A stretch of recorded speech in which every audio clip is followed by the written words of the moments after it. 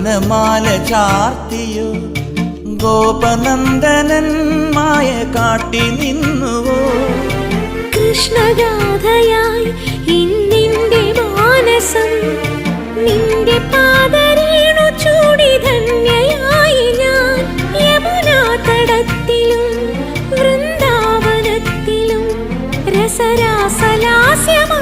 വന്ന രാധയല്ലേ ഞാൻ പ്രിയരാധയല്ലേ ഞാൻ കണ്ടു ഞാൻ കണ്ണനെ കായാമ്പൂവർണ്ണനെ ഗുരുവായൂരമ്പല നടയിൽ